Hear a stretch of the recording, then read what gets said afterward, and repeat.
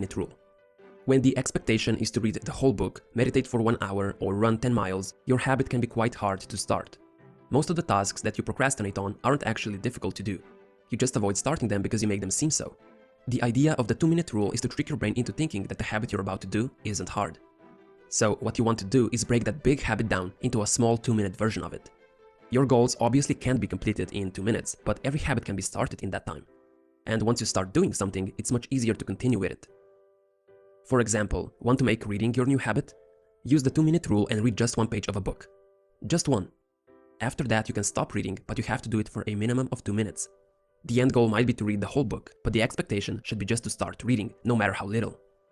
People often think that reading 1 page is pointless, but a new habit should not feel like a chore, or you'll start to despise it. The actions that follow can be challenging, but the first 2 minutes should be easy. The point of any habit is to make it a habit in the first place.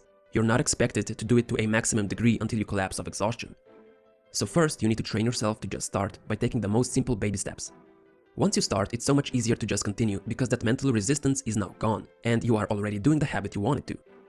Using the 2-minute rule, your goals should change to something like this. Become a writer becomes write just 1 sentence.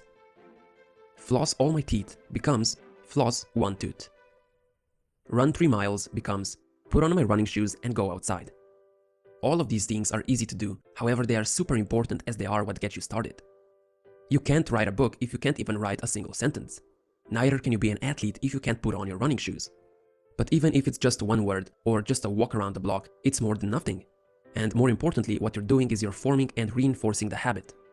Eventually, that 1 sentence you wrote turns into a paragraph, which forms a chapter, which in the end becomes a book. But you have to start with that first sentence. Let me give you an example of how I use the 2-minute rule in my own